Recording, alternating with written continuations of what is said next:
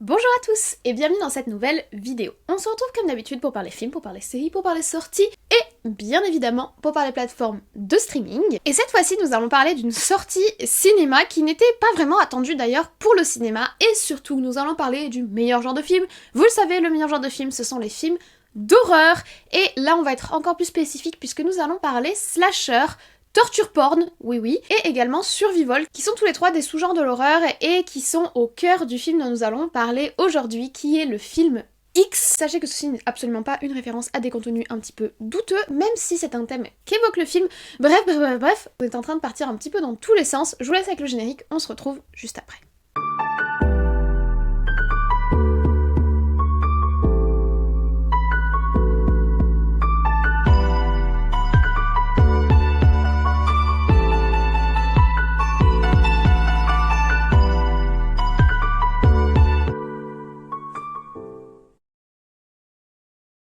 Alors, le film X est le dernier film des studios A24 qui a réussi à se faire un chemin jusqu'à nos cinémas français. Un peu comme d'habitude pour les studios A24, le film est sorti en mars aux États-Unis, donc il a mis 6 mois à arriver jusqu'à chez nous, puisque dans nos cinémas français, il est sorti le 2 novembre, c'est-à-dire mercredi dernier. Le film X dure 1h45 et c'est un film de type thriller, horreur, et je préciserai slasher, voire gore en fonction de la catégorisation que vous faites. Enfin, en tout cas, il y a beaucoup de sang, beaucoup de violence et beaucoup de déchaînement. Voilà. À la réalisation de ce petit ovni du cinéma, nous avons Ti West. Alors Ti West, c'est un réalisateur qui est passionné du cinéma des années 70-80 et ça se ressent vraiment dans les films qu'il produit. Il est aussi passionné de films d'horreur et de films d'épouvante. En 2011, il a ainsi réalisé le film Innkeepers qui avait plutôt reçu un bon accueil. Par contre, quelques années plus tard, il a réalisé en 2014 le film VHS, donc qui est en référence à la cassette VHS, et c'est plein d'espèces de petits courts-métrages, enfin c'est assez décousu et c'est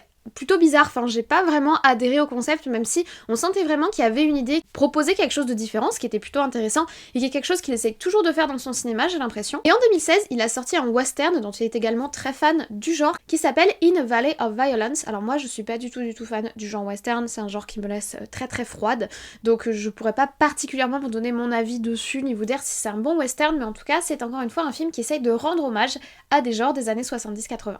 Il ne travaille pas uniquement à destination du cinéma, il a également travaillé sur des séries, et très spécifiquement des séries horrifiques, puisqu'en 2015 il a travaillé sur la série Scream, en 2007 sur l'excellente série de L'Exorciste. J'avais beaucoup aimé la proposition de cette série, c'était pas parfait, et c'était audacieux de se positionner comme héritier du grand film L'Exorciste, mais la série était vraiment sympa, et surtout en 2020 il a travaillé sur une pépite qui est Tales from the Loop, qui est une série très expérimentale et très visuelle, qui est disponible sur Prime Video si vous voulez la voir. C'est excellent, c'est bizarre, c'est lent, mais c'est excellent et surtout c'est très beau. Là, en 2022, il nous revient avec un film, tout d'abord, X, qui est donc sorti en mars. Dans la foulée, qui sort en septembre aux États-Unis, qui n'a pas encore de date chez nous, il a sorti le préquel de ce film, Pearl, qu'il a tourné directement après avoir fini X. En fait, apparemment, l'idée du préquel lui est venue en tournant le film lui-même, le film original X, donc c'est super intéressant. Et il compte bien créer un autre film dans l'univers de X et de Pearl, qui est le film qui s'intitulera Maxine, qui sortira l'année prochaine.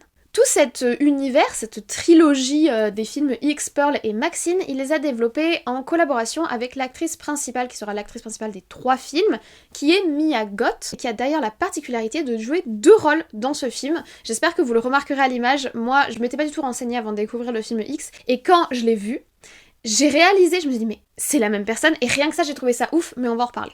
Tant qu'on est sur le casting, nous avons donc Mia Goth, qui est l'actrice principale de ces 2 films, X et Pearl. C'est, attention Minute People, l'épouse de Shia LaBeouf, mais elle a surtout joué dans plusieurs très bons films. Elle choisit ses films dans des projets un petit peu particuliers. Par exemple, en 2016, elle a joué dans le film A Cure for Life, qui est un film extrêmement étrange, mais à la photographie superbe.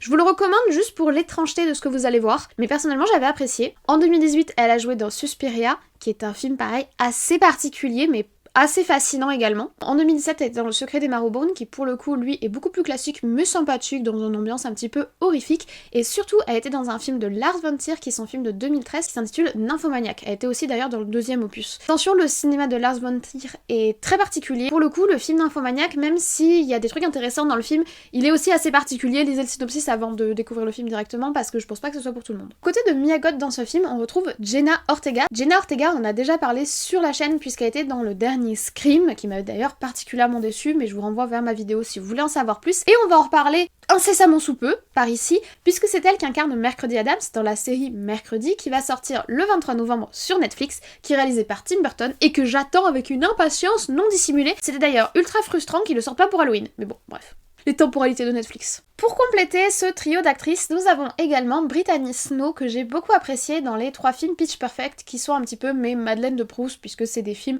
un petit peu gentillés, un petit peu comédie, que j'apprécie beaucoup dans ma jeunesse. Et on l'a également vue en 2008 dans Le Bal de l'Enfer. C'est une actrice qui, je trouve, est assez sous-cotée, parce que elle joue beaucoup dans des comédies très potaches, etc., où elle joue un petit peu le rôle de la peste, et là encore, elle est dans cette position-là.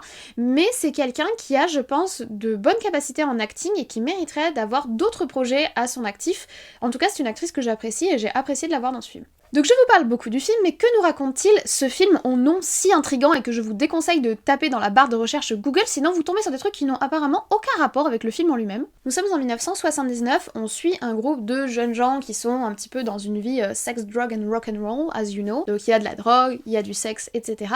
Et ils ont pour projet d'aller à la campagne pour tourner un film pour adultes. Ils ont pour cela loué une petite maison sur une propriété fermière, et ils comptent tourner là un film dont le titre est totalement évocateur, qui s'intitule Les filles du fermier. Ils arrivent sur place, ils s'installent, cependant ils n'ont pas vraiment fait part de leurs objectifs et de ce qu'ils allaient faire sur place aux personnes à qui ils louent la petite maison et qui habitent juste à côté sur le corps de ferme. Et malheureusement, quand ceux-ci vont le découvrir, la situation va petit à petit complètement dégénérer. Comme je vous l'ai dit, Ti West est passionné de films d'horreur, et ce film est vraiment construit comme un hommage aux films horrifiques des années 70-80, et notamment aux films de type slasher. Alors le slasher, c'est un sous-genre de l'horreur, je dirais plutôt une sous-catégorie, je préfère ce mot-là, qui tourne généralement autour des meurtres perpétrés par un psychopathe, généralement terrifiant, soit il a un masque comme Jason, soit il est défiguré comme Freddy, et qui massacre un petit peu gratuitement, ou pour des raisons souvent confuses, un groupe de jeunes. Slasher, c'est un terme qui est difficilement traduisible en français, c'est d'ailleurs pour ça qu'on le garde pour qualifier ces films-là, mais on pourrait le traduire par poignardeur, puisque slash, to slash someone, c'est poignarder quelqu'un, lui faire du mal, le découper, etc. Donc on pourrait qualifier ces films comme des films de poignardeurs. Ces slashers, c'est vraiment purement des produits des années 70-80. Alors bien sûr, ils sont inspirés par des films qui ont été produits avant, notamment le très célèbre Psychose de Hitchcock, qui est sorti en 1960, et certains mettent également en parallèle l'apparition du slasher avec la libération sexuelle des femmes. D'ailleurs, généralement, sur le groupe de personnes attaquées, le survivant est souvent une jeune femme qui fait preuve d'une résistance et d'une capacité de survie supérieure à tous les autres membres du groupe, même s'il y a des hommes parmi eux. Attention, le genre du slasher est très très proche de d'autres genres, notamment le genre du survival. Certains films sont d'ailleurs à cheval entre les deux, c'est le cas de Massacre à la tronçonneuse par exemple, qui est un grand classique. Il est sorti en 1974 et il se situe quelque part entre le slasher, puisqu'on a quand même un massacreur fou à la tronçonneuse, et le survival où des gens vont se retrouver dans un milieu hostile ou sur le territoire de quelqu'un ou d'un groupe et vont être traqués et vont donc se mettre en mode survie. La différence la plus notable entre les deux, c'est que le survival met plus en valeur les personnages qui sont en qualité de survie, donc entre guillemets les victimes, les proies, les traqués, alors que le slasher en général met de façon volontaire ou non en valeur la figure du tueur qui devient iconique comme Jason, comme Freddy, etc. A savoir par contre que si certains survival sont assez proches du genre slasher, Massacre à la tronçonneuse ou encore Battle Royale, qui peut avoir un côté vraiment psychopathique même si c'est pas incarné par une seule personne, d'autres comme Resident Evil par exemple vont vraiment s'axer sur la survie et sur le personnage principal qui est celui qui essaie de survivre. De toute façon, l'univers du survival est très large, on peut même aller jusqu'au film Everest par exemple, où là c'est survivre face à des conditions climatiques extrêmes et il y a ni histoire de tueur, ni histoire de gore, ni quoi que ce soit d'ailleurs. En tous les cas, le slasher c'est un genre qui a vraiment connu un très très grand succès dans les années 70-80. On peut citer Vendredi 13, évidemment, Freddy les Griffes de la Nuit comme l'exemple que j'ai pris de Wes Craven, évidemment Halloween de Carpenter en 78 et également Scream. Alors Scream il est bien plus tardif puisqu'il est des années 90, il est sorti en 1996 et lui il a une approche parodique, c'est-à-dire qu'il reprend les codes du slasher pour les tourner un petit peu en dérision, mais on est toujours dans ces codes-là. Par ailleurs, en avançant dans les périodes, le slasher va donner naissance à d'autres genres. Alors on va avoir des slashers dits modernes, par exemple Destination Finale, qui peut être vu comme un slasher où le tueur fou est la mort elle-même. On va avoir les Scary Movie qui reprennent un petit peu l'idée de Scream mais qui le font pour tout genre d'horreur, et ensuite on va arriver dans les années 2000 à ce qu'on appelle aujourd'hui le torture porn, c'est-à-dire que ce n'est plus ni la victime ou la proie qui est mise en valeur, ni le tueur lui-même, c'est juste la violence qui est un peu le héros du film. Là on peut citer des exemples de films comme Saw ou des exemples comme Hostel qui sont typiques des années 2000 dans l'horreur. et qui sont d'ailleurs très très proches de ce qu'on peut appeler le gore. Mais le gore, ça relève aussi un très large éventail. Il faut savoir que dans l'horreur, la plupart des films communiquent entre eux et la plupart des genres ou des sous-genres comme on dit sont assez interchangeables et la plupart des films cochent plusieurs cases et peuvent s'inscrire dans plusieurs genres. Et c'est d'ailleurs le cas pour notre film X. Si c'est un hommage appuyé au slasher, on va le voir, il fait aussi écho à plein d'autres genres. Le torture porn notamment, qui est souvent axé, de par son nom ça s'entend, sur une dimension de frustration sexuelle où la violence se subtilise à la sexualité, il y a une sensualité même qui peut être développée dans la violence. Et également, comme on va le voir, au survival, puisqu'on va avoir vraiment un intérêt particulier qui va être donné au survivant plus qu'au tueur en lui-même. Après ce contexte que j'avoue j'avais envie de vous parler de différents genres de l'horreur, revenons-en à nos moutons et parlons un petit peu plus du film X, notamment de sa direction artistique. On a une ambiance saut années 70-80 hyper cracra. Il faut savoir qu'aujourd'hui, on a souvent de l'horreur qui s'inscrit dans notre quotidien d'aujourd'hui, donc dans les petites maisons pavillonnaires. C'est-à-dire qu'il faut que pour que ça nous fasse peur, ce soit assez proche de notre vie actuelle, moderne, dans le confort, etc. Or, dans les années 70-80, les films d'horreur s'inscrivent beaucoup plus aisément dans un contexte, on va dire, moins confortable, souvent autour de la notion de road trip, des gens qui partent en voyage, qui vivent un petit peu dans un minimum de confort, ou encore dans des milieux extrêmement défavorisés, on peut penser à des films comme La Cognée à des yeux par exemple. Et ben là, on a vraiment une ambiance comme ça. On a le relais routier crasseux, on a le van un petit peu bordélique, on s'installe dans une maison qu'on a louée, qui est pas tip-top, qui est pas très propre. On sent vraiment l'ambiance cracra, l'ambiance pourrie, on sent qu'il va se passer quelque chose de néfaste. Ils font n'importe quoi. Déjà, il faut un road trip. Grand classique dans le film d'horreur, comme vous le savez si vous en regardez. Il faut un road trip en plus. On a un groupe de potes, enfin un groupe de jeunes, c'est pas vraiment des potes qui sont là pour leur travail, hein, ils vont tourner un petit film pour adultes. On a un groupe de jeunes. On va avoir le mec ultra sûr de lui avec un chapeau de cow-boy, la blonde, le noir, le nerd, l'ingénu et évidemment la meuf rebelle. On a tous les clichés possibles. En fait, ce film, de base, quand tu le regardes, t'as l'impression de retomber dans les sentiers que tu connais du slasher classique des années 70-80. Et ça marche totalement au niveau de la façon dont c'est filmé et notamment au niveau du grain de l'image. L'image, on dirait qu'elle est usée. T'as l'impression de voir un vieux film. Il y a un côté un petit peu sépia, un petit peu old school, qui donne vraiment l'impression que tu regardes pas du tout un film de 2022 et moi j'ai adoré parce que ça m'a ramené à ma jeunesse quand j'ai découvert tous ces films qui étaient là bien avant que je naisse d'ailleurs. En fait, dès le départ, on a cette ambiance un peu cracra, un peu milieu défavorisé, jeune fille perdue, etc., trafic en tout genre, où on sent que ça va de toute façon mal se passer. En plus, on a un travail sur l'image et le montage qui est génial. Je suis bluffée par la capacité de montage de Monsieur Ti West. Parce qu'il faut savoir que Ti West, il est réalisateur, scénariste et monteur sur ce film, hein, il fait un peu tout lui, c'est un artiste complet, franchement, et je trouve qu'il fait un travail de ouf. Le montage est exceptionnel. On a vraiment l'impression qu'il s'amuse en fait, il y a plein d'idées, il utilise plein de choses, il utilise le split screen, que moi personnellement j'adore, donc c'est quand vous savez, vous avez en fait une rupture soit au milieu, soit en biais, soit plein de petites images, où on va suivre différents endroits ou différents angles d'une même scène. En fait, on va avoir plusieurs écrans sur notre écran. Moi j'aime beaucoup l'usage du split screen, maintenant c'est compliqué. Il y a quelqu'un qui fait très bien d'ailleurs, c'est Wes Anderson, et là il l'utilise je trouve de façon extrêmement intelligente. Il y a aussi une façon de monter où il fait un parallèle entre le tournage du film pour adultes dans le film et les actions de d'autres personnages où ils vont faire les mêmes gestes et où du coup on va avoir une grande fluidité dans le montage qui fait un petit peu penser d'ailleurs à ce que certains expérimentent sur TikTok par exemple avec des transitions où on va faire un geste puis un autre et ça nous permet de transitionner notre vidéo. Alors je dis pas du tout qu'il s'inspire de TikTok, ne me faites pas dire ce que j'ai pas dit, par contre il utilise des techniques de montage qui permettent une énorme fluidité visuelle et qui sont ultra satisfaisantes. Il utilise des alternances de plans en rebond, c'est-à-dire qu'il nous montre un plan, il nous en montre un autre et il revient sur le premier. J'adore, c'est aussi extrêmement satisfaisant visuellement. On a des plans noirs, on a un filtre rouge sur l'image pour certains moments, notamment de violence, qui est super intéressant et qui fait pareil extrêmement old school. On a des contre-plongées, on a des plans en drone, on a d'ailleurs des plans qui sont absolument magnifiques, je pense particulièrement au plan du lac, qui est superbe et qui est en plus hyper tendu dans la façon dont il est filmé, j'adore, et utilise les vieux codes de l'horreur et du suspense pour le coup avec le sentiment de traque, etc. Je trouve ça excellent. Bref, il a un travail de montage qui est très satisfaisant pour quelqu'un comme moi. C'est-à-dire que vraiment, la façon dont c'est monté, c'est dynamique, c'est visuel, il y a une réflexion sur l'image, il y a une réflexion sur le plan, il y a une réflexion sur le cut, il y a une réflexion sur l'articulation des plans entre eux. Je trouve que c'est admirable. Franchement, c'est du très très beau travail et vraiment, comme je vous dis, il y a un aspect satisfaisant. Vous savez, c'est comme quand tout est bien rangé, voilà, c'est pour les maniaques en fait. Et moi, comme je suis super maniaque, franchement, ça m'a énormément plu. Autre point dans la direction artistique, il y a beaucoup de nudité. Nous sommes sur un film qui parle de gens qui tournent un film pour adultes. Donc oui, et il y a du cul, voilà, faut dire les choses qui sont. Mais c'est pas montré de façon sale, c'est pas montré de façon vulgaire, en tout cas je trouve, c'est filmé de façon plutôt élégante, et d'ailleurs ça fait partie du propos du film. Enfin, si vous le voyez, vous verrez que le caméraman il a certains objectifs dans sa façon de filmer ce genre de production, mais je trouve pas que ce soit abusif. Moi je suis toujours assez, on va dire, peu convaincue par la nudité gratuite dans les films. Je trouve que très souvent c'est pas très utile. Là, la plupart du temps, ça rentre dans le contexte, ça rentre dans l'histoire, ça va aussi devenir un mécanisme de création de l'angoisse et de la peur dans le film. Donc en soi, c'est pas gratuit, c'est justifié par ce qu'on nous raconte, par l'apport visuel. Alors peut-être qu'ils en mettent un petit peu des couches sur, on va dire, le fanservice à certains moments, mais c'est utile pour l'histoire. Autre point que j'ai beaucoup apprécié, c'est la musique. Alors, il n'y en a pas tout le temps, déjà, comme vous le savez, j'aime beaucoup les bruits naturels, j'aime beaucoup quand il n'y a pas de musique et qu'on profite juste de l'environnement autour des acteurs pour apporter quelque chose de réaliste. Et il y a des moments comme ça, chose que j'apprécie. Mais au niveau de la musique, alors déjà, on a tout l'aspect old school, tous les moments où ils sont sur la route, ils mettent la radio, on a de la vieille country, enfin, là, on est vraiment dans l'ancien esprit. Mais ils mettent aussi des musiques beaucoup plus modernes, beaucoup mieux pensées. Il y a des musiques qui sont un petit peu orchestrales également.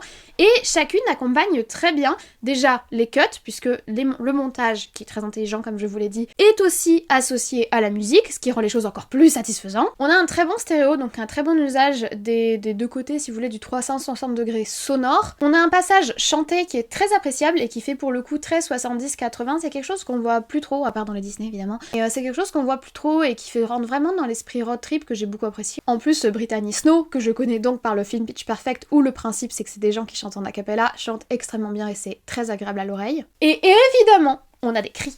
Et on a des bons cris. On n'a pas des cris comme on en entend tout le temps. On a vraiment de la panique. Voilà. Et il faut savoir que au final, le cri en film d'horreur, c'est très exigeant et que si tu cries mal, si tu fais n'importe quoi dans ta façon d'exprimer l'horreur et d'exprimer la peur, et ben ça marche pas. Et je trouve que Mia Goth notamment l'exprime très bien, la peur. Il me semble qu'elle avait eu l'award du meilleur ah je suis effrayée ou je sais plus quoi, je vous chercherai ça, mais il me semble qu'elle avait eu un truc comme ça. Et je trouve qu'effectivement, elle exprime très bien la peur, l'angoisse, l'horreur. Jenna Ortega par contre, j'ai été beaucoup moins convaincue. Mercredi Adams ne devrait pas trop crier d'angoisse dans la série parce que pour le coup, elle est un petit peu dans le surjeu.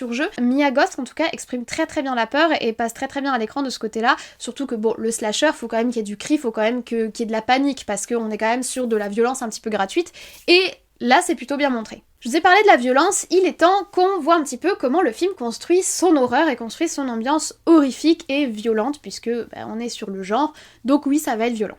Et alors là, je trouve que le film est très intéressant parce qu'il coche plusieurs cases, de la même façon qu'il pourra s'inscrire dans différents genres. Il est à la fois flippant, dans un aspect un petit peu épouvante, angoisse, à la fois violent, avec du sang et des scènes bien gore, et à la fois psychologique dans la façon dont l'histoire est construite et dans le propos qui nous est développé. Au niveau du flippant, on a tout un jeu sur la traque, sur la silhouette au loin qui apparaît, qui disparaît. En plus, on a un malaise qui est extrêmement important par l'apparence du couple de vieilles personnes du film. Alors personnellement, je trouve que les vieilles personnes ont un très bon potentiel de terreur. On le voit dans le film The Visit par exemple, ou encore dans le film dont on a parlé sur la chaîne récemment, Abuela. Il y a quelque chose qui peut être étrange ou dérangeant chez les vieilles personnes, notamment quand elles vont être atteintes de sénilité, etc. C'est pas du tout une critique, mais il y a quand même quelque chose de dérangeant, de la même façon qu'il peut y avoir quelque chose de dérangeant chez les enfants par exemple, et que ça peut être un très bon levier pour l'horreur, et là je trouve que c'est très bien exploité, ce couple de vieils agriculteurs un peu flippants, un peu coupés du reste du monde, qui vivent entre eux, il y a quelque chose de super inquiétant et de super malaisant qui crée vraiment l'angoisse dans le film. À côté de ça, on va avoir du trash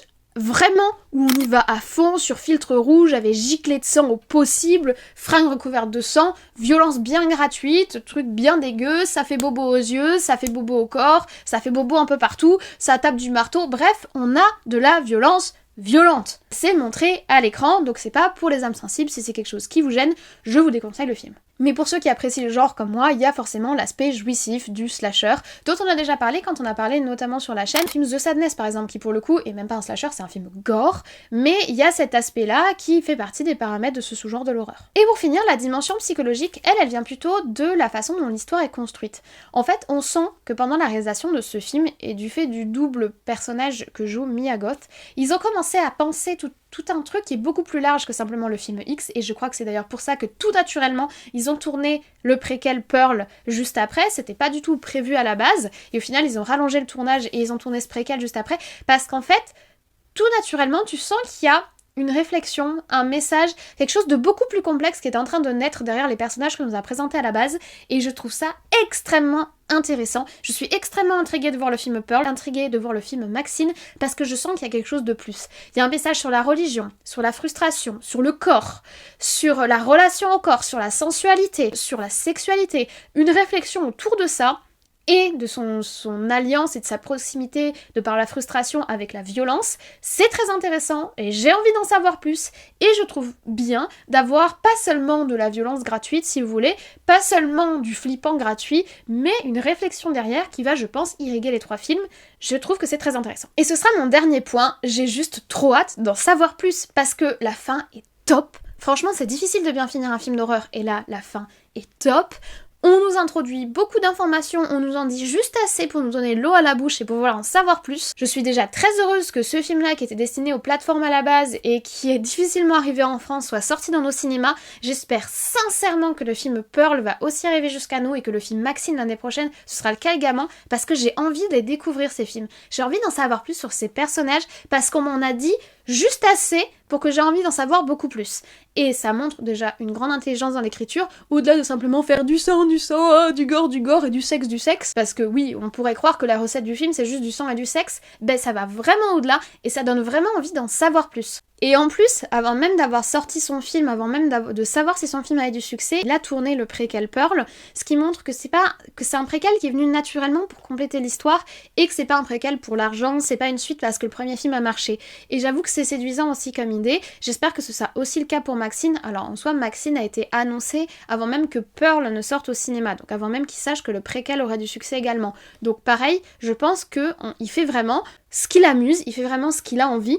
Apparemment, le film Pearl, c'est pas du tout un hommage aux films d'horreur des années 70-80, c'est un hommage aux séries un petit peu TV, genre à la Laura Ingalls, etc. Enfin bref, on sent qu'ils s'amusent, on sent qu'ils prennent plaisir en réalisant ce film, et du coup, toi, tu prends plaisir en le regardant. Mais voilà, c'est que du bonheur, c'est bien, c'est cool, continuez comme ça les gars. Ty West, je vais suivre ton travail, tu m'intrigues énormément, et ton message est très satisfaisant, et ça fait super plaisir. Donc si je fais le bilan, oui, c'est un film interdit aux moins de 16 ans, je le déconseillerais même aux moins de 18 ans. Par contre, si vous avez plus de 18 ans et que les genres que je vous ai présentés vous intriguent et vous intéressent, regardez-le. Ce film est vraiment original, sympathique, c'est un super hommage, il est à cheval entre plusieurs genres, il nous parle plusieurs langues de l'horreur, ce qui est très agréable à regarder, il est intelligent dans la façon dont il est écrit, les thèmes qu'il aborde sont intelligents, mais il est aussi jouissif, il est aussi brut de décoffrage tout en ayant un sous-texte. Bref, j'ai trouvé ça très bon, je suis très contente, voilà, et il faut le dire quand on est content. J'ai vraiment le sentiment que c'est une remise au goût du jour d'un style vraiment ultra old school, et ils s'en cachent pas du tout, ils essayent pas de le moderniser avec des effets spéciaux, etc. Non, tout est cru, pas des fonds verts ou je sais pas quoi, et ça marche super bien, et ils reprennent des vieilles recettes, tout en rajoutant une épice supplémentaire, et ça fait plaisir à voir, donc si c'est un genre qui vous intéresse, franchement découvrez ce film. Voilà, je vous remercie d'avoir suivi cette vidéo sur X jusqu'au bout, je suis ravie de vous l'avoir faite, je suis ravie d'avoir pu vous parler un petit peu plus du slasher et des différents genres qui tournent autour du slasher, parce que c'est un sujet que j'apprécie, vous savez que j'aime les films d'horreur. Je suis contente, j'ai très hâte de découvrir Pearl, j'ai très hâte de découvrir Maxine l'année prochaine, j'espère qu'ils viendront jusqu'à nous au cinéma. Je sais que c'est un contenu qui n'est pas pour tout le monde, vraiment pas, mais pour le coup je trouve que c'est très bien réalisé et ça fait un moment que j'avais pas vu un bon slasher. Je suis assez difficile en slasher parce que je trouve que quand c'est juste de la violence gratuite, autant aller plus sur du torture porn et être dans la créativité du dégueu que juste voilà courir après des gens et les découper dans la forêt. S'il n'y a pas vraiment d'histoire ou de contexte derrière, ça tombe un peu à plat chez moi. Et là je trouve que pour le coup il y a une intelligence dans la façon dont c'est construit et ça fait plaisir à voir. Donc je suis ravie de vous avoir parlé de ce film. Si vous avez aimé cette vidéo, n'hésitez pas à mettre un petit like pour me soutenir et m'encourager à continuer comme ça. Si vous voulez voir d'autres vidéos de ce style, vous pouvez vous abonner, c'est gratuit, et activer la cloche, comme ça vous êtes tenu au courant pour les vidéos, pour les posts communautaires quand je fais des sondages ou que j'annonce ou des trucs, ou pour les avis rapides, pour les épisodes de séries qu'on suit ensemble sur la chaîne. N'hésitez pas également à laisser un petit commentaire, soit pour me dire que vous avez aimé la vidéo, soit pour me dire ce que vous avez pensé du film si vous l'avez vu, ou si vous avez envie de le voir du fait de cette vidéo, ça me ferait très plaisir. Bref, je ne vous embête pas plus, je vous souhaite une très bonne journée, une très bonne semaine, de très bons visionnages, peut-être X. Attention, je vous rappelle, ne tapez pas film X dans la barre de recherche. Enfin, précisez 2022 ou quelque chose parce que vous risquez pas de tomber sur le bon film. Hein. Attention à ça. Assez dit n'importe quoi, à très vite.